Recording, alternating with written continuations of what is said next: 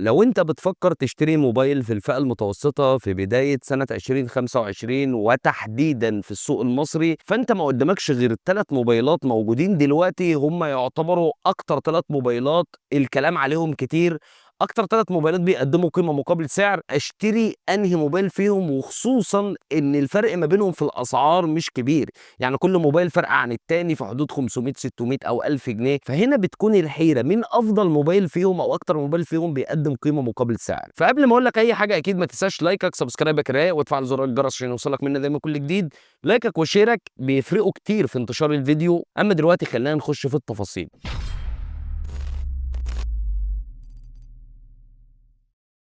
اهلا وسهلا بيكم، انا محمد ودي قناه انك ريفيوز. وال3 موبايلات دول هم من الاخر السامسونج اي 34. ده موبايل نزل في سنه 2023 من سامسونج وما زال ممتاز لحد الان وبيقدم قيمه رهيبه مقابل السعر، ولكن للاسف الموبايل يعتبر قليل شويه في السوق، وهتلاقي سعره بيتراوح في حدود من 12000 لحد 13000 جنيه. اما بالنسبه للموبايل رقم 2، ده موجود مؤخرا ولسه نازل من ما فيش، والموبايل منتشر وموجود عادي، هو الموتورولا موتو جي 75. وسعر الموبايل دلوقتي 12000 جنيه للنسخه 8 256.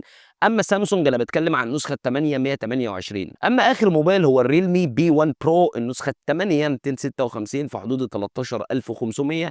ولو عوزت 12 جيجا بايت رام هتدفع حوالي 14200 او 14300 جنيه. ومين فيهم بيقدم قيمه؟ واشتري مين؟ وهل ازود واروح لريلمي بي 1 برو ولا خليني في الموتو جي 75 او ال 34؟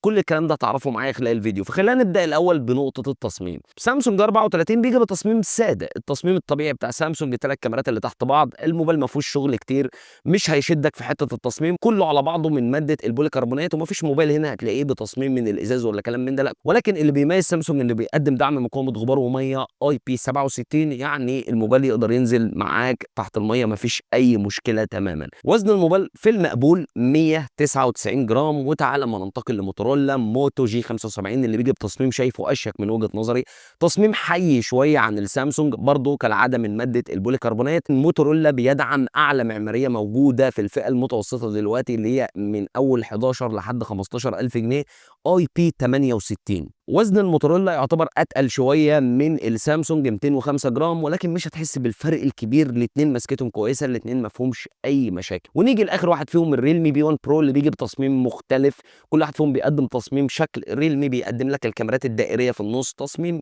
كويس برضه من ماده البوليكربونات، ولكن بيدعم اقل معماريه لدعم مقاومه الغبار والميه اي بي 65. وزن الموبايل يعتبر اخف واحد فيهم، فعلا هتحس بفرق لما تمسك الموبايل في ايدك، 184 جرام. فلو انت بتحب الموبايلات الخفيفه ريلمي بي 1 برو هيكون اختيارك. اما لو انت عايز افضل موبايل قدم تصميم على بعضه كشكل كدعم مقاومه غبار وميه، انا شايف ان الموتورولا احسن واحد فيهم، وخصوصا ان سعره كويس زي ما قلت لك 12000 جنيه بالظبط، ومعاك ضمان سنتين.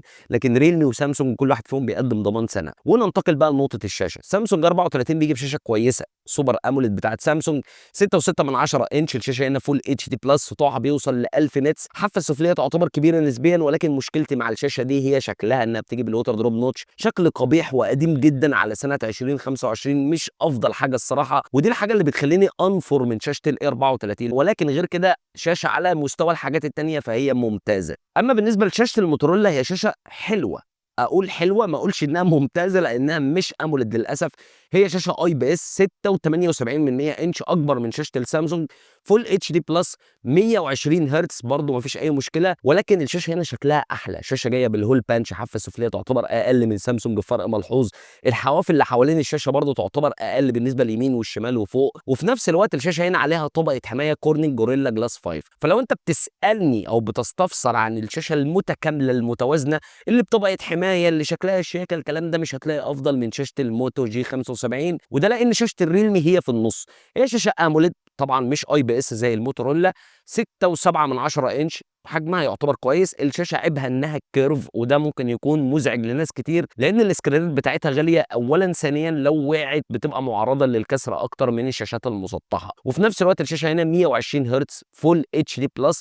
الشاشه كمان هنا بتيجي بحواف قليله ممتازه، ما عنديش عليها اي اعتراض تماما. وشكلها هي اشيك شاشه فيهم الصراحه، لان الشاشه الكيرف بتوحي لك ان الموبايل غالي. السطوع في موتورولا وسامسونج كان 1000 نتس، السطوع في ريلمي 950. الثلاثه قريبين من بعض، ولكن ريلمي زيها زي سامسونج ما عليهاش اي طبقه حمايه. وتعالى ما ننتقل لنقطه الاداء. سامسونج بيقدم معالج دايمنستي 1080 ومعاك 8 128 جيجا. الموبايل بيطلع من العلبه للاسف عشان هو قديم، عليه اندرويد 13 وعليه واجهه سامسونج وان يو اي 5.1، ولكن الموبايل عادي يتحدث معاك الاندرويد 14 مفيش اي مشكله. كمان الموبايل هنا بيدي لك تركيب شريحتين او شريحه وكارت ميموري، والاداء حلو، الاداء كاداء يومي كاداء العاب موبايل فئه متوسطه تقدر تعتمد عليه مفيش اي مشكله تماما. الموبايل مش هيلاج معاك، مش هيعمل اي حاجه معاك، ولكن الموبايل هنا لا يدعم الاي سم عشان لو انت بتدور على الخاصيه دي. اما بالنسبه للموتورولا فهو بيجيب اقوى معالج موجود هنا، سناب دراجون 6 جن 3، معالج محترم معاك 8 256 مش 128 زي السامسونج. الموبايل برضه بيدعم معاك تركيب شريحتين او شريحه وكارت ميموري، ولكن الموبايل بيطلع من العلبه عليه اندرويد 14، عليه واجهه موتورولا اللي تعتبر شبه ستوك هلو يو اي، وكمان الموبايل بيدعم معاك 5 سنين سوفت وير ابديت، ودي شركه موتورولا اضافتها مؤخرا. وكمان الموبايل بيدعم معاك خاصيه الاي سم عشان لو انت بتدور عليها. اقوى موبايل فعلا كاداء يومي كاداء العاب، الموبايل سريع صاروخ، مفيش اي مشكله في اداء الالعاب، هتاخد افضل اداء هنا، فالموبايل مش هيأثر معاك تماما. وحتى لو رحت للسامسونج برضه مش هيأثر معاك لاننا بنتكلم في موبايلات فئه متوسطه. اما بقى بالنسبه للريلمي فهو بيقدم معالج في النص ما بين الاثنين، معالج سناب دراجون 6 جن 1. كاداء يومي الريلمي اقوى من السامسونج 34، ولكن كاداء العاب الدايمنستي 1080 اعلى شويه في الجرافيكس. ريلمي بيدي لك 8 256 زي الموتورولا بالظبط، وممكن تدفع 14 وتاخد ال 12 256. برضه الموبايل بيجي لك عليه اندرويد 14 وعليه واجهه ريلمي يو اي 5.0، والموبايل بيدعم تركيب شريحتين ولكن للاسف لا يدعم تركيب كارت ميموري. ولكن انت مع سامسونج مع موتورولا معاك تحديثات كتير، لكن مع ريلمي هم سنتين تحديث فقط. انا بالنسبه لي الموتورولا هو اقوى واحد فيهم، وخصوصا لو انت ميال للالعاب هتبقى مرتاح اكتر مع موتورولا، ومعاك 5 سنين تحديث مفيش اي مشكله.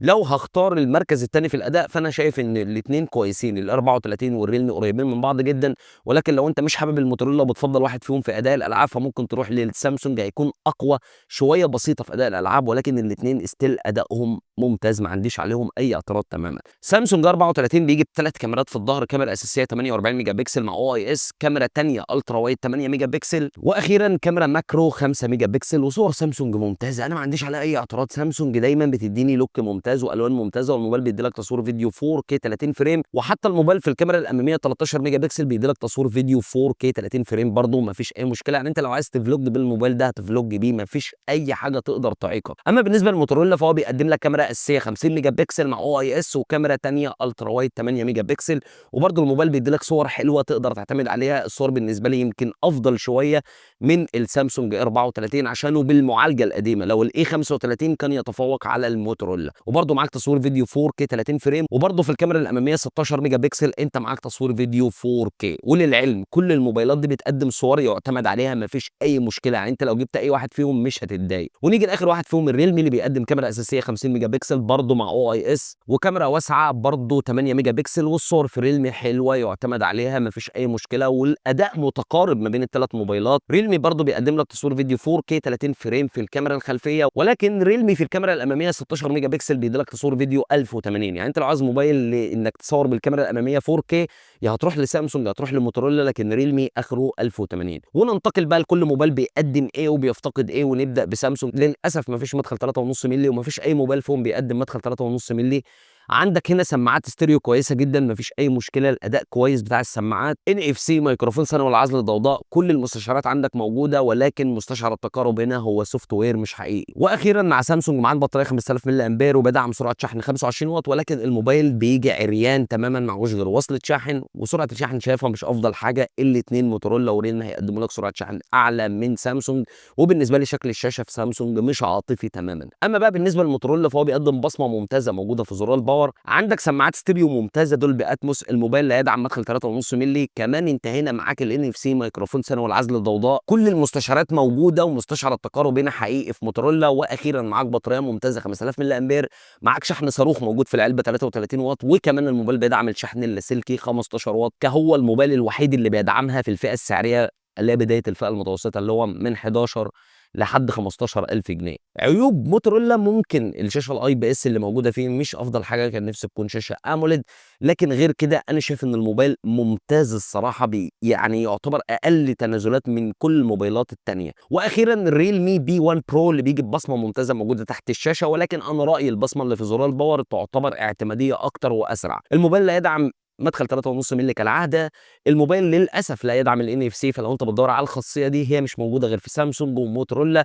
الموبايل فيه سماعات ستيريو تعتبر كويسه، عندك ميكروفون ثانوي والعزل الضوضاء، كل المستشعرات موجوده، وبرده مستشعر التقارب حقيقي في ريلمي زي موتورولا. واخيرا ريلمي جايبه بطاريه 5000 ملي امبير، وسرعه شحن هي الاسرع هنا 45 واط. ولو بصيت على الحاجات اللي بتنقص ريلمي ففي حاجات فعلا جوهريه زي NFC بتنقص ريلمي، زي ان الشاشه ما عليهاش طبقه حمايه، وسامسونج شرحه بالظبط ما عليهوش طبقه حمايه. للاسف الموبايل لا يدعم تركيب كارت ميموري، الكاميرا الاماميه اخرها 1080 ما فيش 4K. فلو بصيت على ريلمي وبصيت على سامسونج هتلاقي ان التنازلات فيهم تعتبر كبيره، وهتلاقي ان موتورولا هو الوحيد اللي بيقدم توليفه تعتبر الى حد ما متكامله، وخصوصا ان سعره يعتبر في النص ما بين الاثنين. هو موبايل بيتكلم في 12000 جنيه، الوحيد فيهم اللي سعره منطقي وكويس، لا فيه لعب ولا فيه اي حاجه. سامسونج شويه تلاقيه عالي شويه تلاقيه واطي، ريلمي سعره يعتبر عالي. فلو انت بتدور على موبايل متوازن جدا جدا جدا ومش فارقه معاك الشاشه الاموليد، اقدر اقول لك ان موتورولا موتو جي 75 هو افضل اختيار دلوقتي انت ممكن تشتريه. ولكن لو انت يلزمك الشاشه الاموليد في الفئه المتوسطه